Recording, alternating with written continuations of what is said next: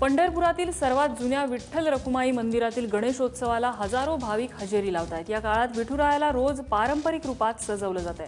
त्यामुळे बाप्पासोबतच विठूचंही साजरं रूप भाविकांना पाहायला मिळतंय। गणेशोत्सवानिमित्त मंदिरात रोज दिग्गज कलावंतांचे कार्यक्रमही साजरे केले जात आहेत।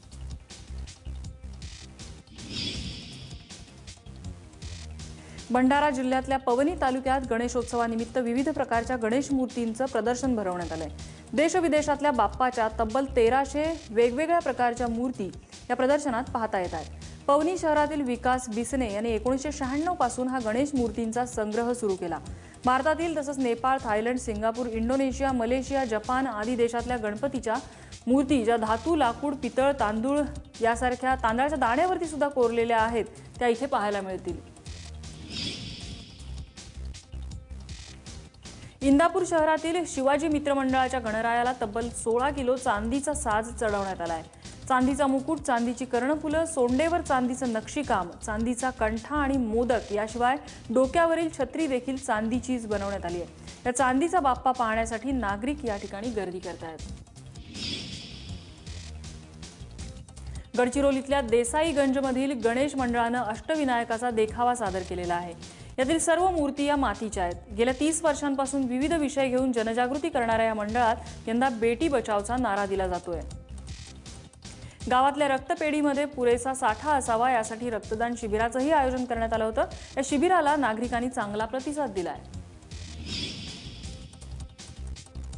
जळगाव जिल्ह्यातील पाचोरा इथे शिंदे अकादमी गणेश मंडळाने यावर्षी एक वेगळाच देखावा साकारलेला आहे। शिंदे अकादमीच्या 5 गणेश भक्त असलेल्या कला शिक्षकांनी घरातील टाकाऊ झालेल्या रिकाम्या बाटल्या, टूथब्रश, डबा, खोके, तुटलेली खेळणी, दुचाकीच्या सुट्ट्या विविध भागांचा वापर करून गणेश मूर्ती साकारली आहे। 15,000 खडू, घरातील तबला पेटी, तानपुरा, ढोल ताशे आणि मृदुंग तसंच घरातील जुन्या नव्या पिण्याच्या पाण्याचे माठ, क्रीडा साहित्य आणि घरातल्या काठ्यांचा वापर करून गणपती बाप्पाची 8 रूपं या ठिकाणी साकारण्यात आली आहेत।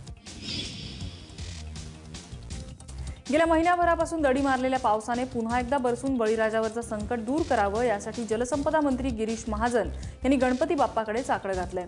जळगावच्या काव्य रत्नावली चौकात युवा फाउंडेशन मंडळ स्थापित गणरायाचं पूजन करताना गिरीश महाजन यांनी बाप्पाला साकडं घातलेलं आहे। जळगावमध्ये सुभाष चौक आणि स्वामी समर्थ मंडळातर्फे गणेशोत्सवानिमित्त अथर्व शीर्ष पठणाचं आयोजन करण्यात आलं होतं। राज्यात शांतता नांदावी, शेतकरी सुखी व्हावा अशी प्रार्थना या पठणाच्या वेळी करण्यात आली। अथर्व शीर्ष पठणासाठी तब्बल 3000 भाविकांनी उपस्थिती लावलेली। पठणानंतर आयोजकांच्या वतीनं अथर्व शीर्षाची पुस्तकं वाटण्यात आली आहेत।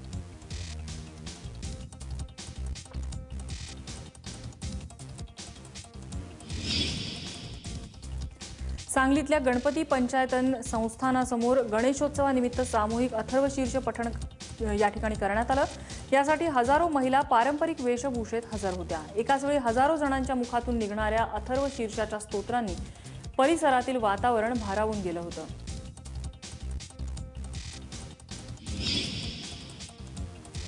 सोलापुरातल्या बार्शीमध्ये गणेशोत्सवानिमित्त चक्क पुस्तक प्रदर्शनाचा देखावा मांडण्यात आलाय।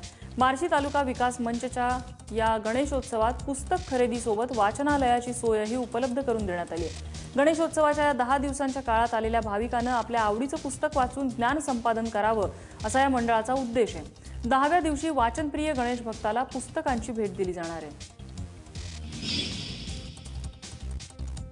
वाशिमच्या कारंजामध्ये बालहौशी गणेश मंडळानं यंदा चक्क कवड्यांच्या सहाय्यानं बाप्पाची मूर्ती साकारली आहे। तब्बल 5 फुटाची ही कवड्याची मूर्ती पाहण्यासाठी या ठिकाणी गणेश भक्त हजेरी लावतात। हे मंडळ दरवर्षी नाविन्यपूर्ण पद्धतीनं गणेश मूर्ती साकारत असतं। 2009 मध्ये या मंडळानं अन्नधान्यापासून बाप्पाची मूर्ती साकारली होती आणि त्यानंतर नारळाची मूर्ती, शाडूची मूर्ती, डायमंडची मूर्ती अशा वेगवेगळ्या साधनांचा वापर करून हे मंडळ बाप्पाची आकर्षक मूर्ती दरवर्षी साकारत आहे। बेळगावातल्या श्यामाप्रसाद मुखर्जी रोडवरील गणेशोत्सव मंडळानं मेरा नाम जोकर चित्रपटातील देखावा साकारलाय। सर्कसवर आधारित या चित्रपटातील जीना यहाँ मरना यहाँ या गाण्यावर हा देखावा साकारलेला आहे। हा देखावा पाहण्यासाठी बेळगावकर या ठिकाणी उपस्थिती लावत आहेत। या गर्दीमुळे या परिसरात मोठ्या प्रमाणात वाहतूक कोंडी सुद्धा पाहायला मिळते। त्यामुळे पोलिसांची तारांबळ उडालेली आहे। गणेशोत्सवाकरता सार्वजनिक गणेश मंडळांनी अधिकृतरित्या वीज जोडणी करावी असं आवाहन वारंवार करण्यात येत होतं. मात्र वर्ध्यातील 204 गणेश मंडळांपैकी केवळ 16 गणेश मंडळांनी अधिकृतरित्या वीज जोडणी घेतल्याचं दिसून येतंय.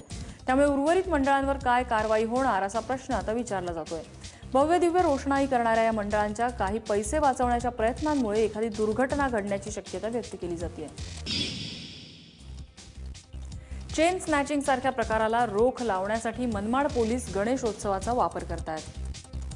गणेशोत्सवाच्या दरम्यान महिलांमध्ये जनजागृती करण्याचा या ठिकाणी पोलीस प्रयत्न करतात. चेन स्नॅचिंग सारख्या घटना कशा टाळता येतील याचं मार्गदर्शन मनमाड पोलिसांकडून केलं जात आहे. रस्त्यावरून जाताना आपल्या जवळच्या दागिन्यांचा सांभाळ तसंच अनोळखी व्यक्ती जवळ येत असल्यास काय करावं, काय सावधगिरी बाळगावी या संबंधीचं मार्गदर्शन मनमाड पोलीस महिलांना करतायत. योगगुरू रामदेव बाबा यांच्या पतंजली संस्थेकडून 1000 टन लोण्याची मागणी जळगाव जिल्हा दूध उत्पादक संघाकडे नोंदवल्याची माहिती माजी महसूल मंत्री एकनाथ खडसे यांनी दिली आहे. जळगाव दूध उत्पादक संघाने गायी आणि म्हशीच्या दुधाला राज्यात सर्वाधिक दर दिला असून याद्वारे जिल्हा बँक आणि दूध महासंघाला ऊर्जितावस्था प्राप्त झाल्याची माहिती त्यांनी दिली आहे.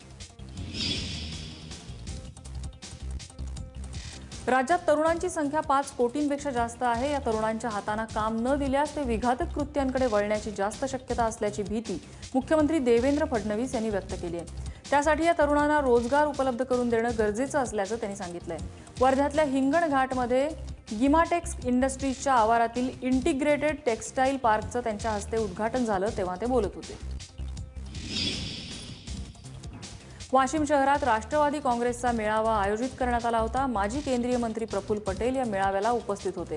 चंद्रकांत ठाकरे यांची राष्ट्रवादीच्या जिल्हाध्यक्ष म्हणून निवड करण्यात आली. येत्या डिसेंबरमध्ये नगरपालिकेच्या निवडणुका असल्याने राष्ट्रवादीच्या तयारीला त्यामुळे वेग येणार आहे. कोपर्डी बलात्काराचा निषेध तसंच अॅट्रॉसिटी कायद्यामध्ये बदल करण्याच्या मागणीसाठी 3 ऑक्टोबर रोजी साताऱ्यामध्ये मराठा संघाचा मोर्चा आयोजित करण्यात आला होता. या मोर्चाच्या आयोजनाची बैठक पार पडली. साताऱ्याचे खासदार उदयनराजे भोसले या मोर्चाचं नेतृत्व करणार आहेत. लाखोंच्या संख्येनं मराठा समाज या मोर्चात सहभागी होणार आहेत. उदयनराजे यांनी अॅट्रॉसिटीवर केलेल्या वक्तव्यानं दलित बांधवांमध्ये मात्र नाराजी आहे. धुळ्यामध्ये लांबकानी मार्गाजवळ नवलाणे गावाजवळ 2 एसटी बस एकमेकांना धडकल्या. अपघातात चालकासह 10 प्रवासी जखमी झालेत. जखमींवर शासकीय रुग्णालयात सध्या उपचार सुरू आहेत. या रस्त्यावर काटेरी झुडपं वाढल्यामुळे अपघातांचं प्रमाण वाढलंय. ती लवकरात लवकर कापावी, त्यासोबत रस्त्यावरील साईड पट्ट्यांचं कामही पूर्ण करावं अशी मागणी ग्रामस्थांनी केली आहे.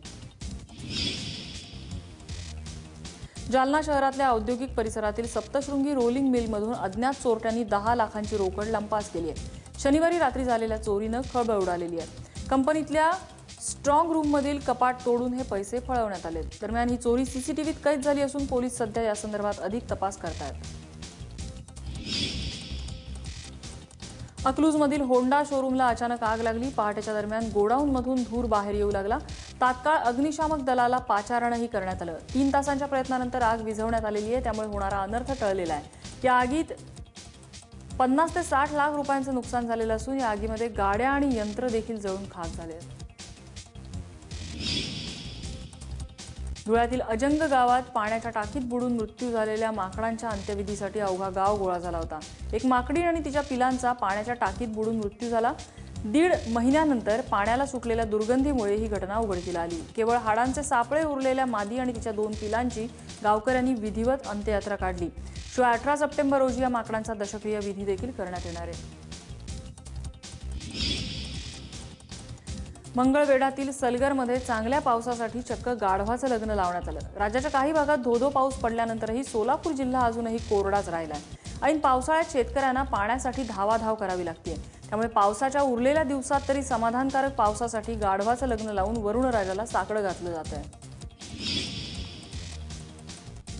महाराष्ट्रात पावसाचा जोर मंदावला असला तरी विदर्भात मात्र पावसाने दमदार हजेरी लावलेली आहे. सकाळपासून पावसाचा जोर असल्यामुळे गोंदियात 8ही तालुक्यात पाण्याची समस्या दूर झालेली असून त्याचा फायदा सध्या पिकांना होणार आहे.